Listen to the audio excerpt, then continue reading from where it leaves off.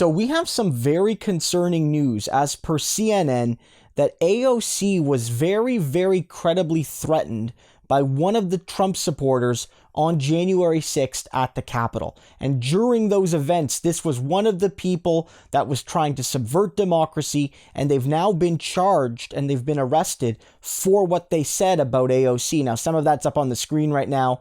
I don't want to read it out in too much detail because it's a bit concerning, but suffice it to say, this was one of the people going into that building. They went in there. Not just to goof around, not just to take some selfies, not just to muck about a little bit in one final baby tantrum about, Donald Trump not getting to be president anymore. They went in there to cause real, lasting harm, not just to democracy, but to the physical people in that space, the police officers, the Congress people, etc. And AOC, for this guy at least, was one of those targets. And I need to bring this to you guys because I think there's a certain sense still from a lot of people that this somehow wasn't that big of a deal.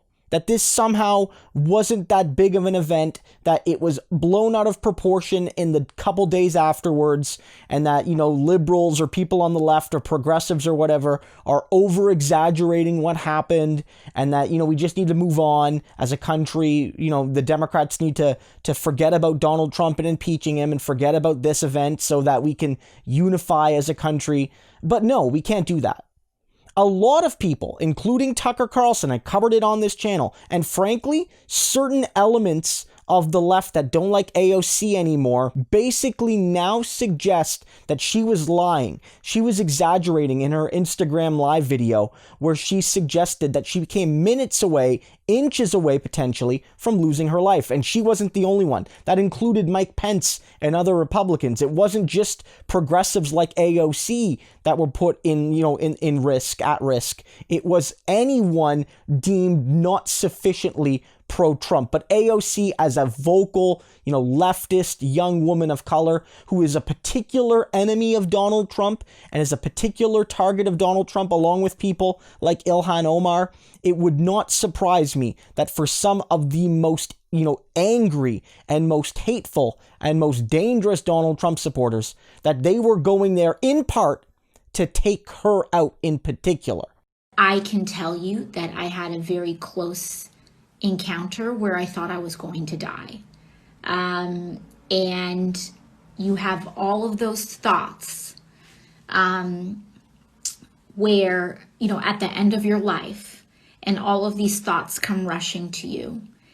And that's what happened to a lot of us on Wednesday. And I thought I did not know if I was going to make it to the end of that day alive. We can't forget this. This is why people are like, no unity without accountability and without justice. You have people like Josh Hawley and Ted Cruz saying, oh, I was never trying to challenge the results. F that. Of course you were. And even if you weren't, you were telling people that it was possible. You were telling people that this could work. You were telling people that they've been robbed. You're telling people that, this country is being taken from them and that the only solution is to fight back hard now. And then they did that. And now you're trying to bury them as a little mistake that you didn't really cause all that much when you did. You did. And people like AOC, they would have been the ones to pay for riling up Trump's anti-democratic mob. Don't let people forget this. This is not over.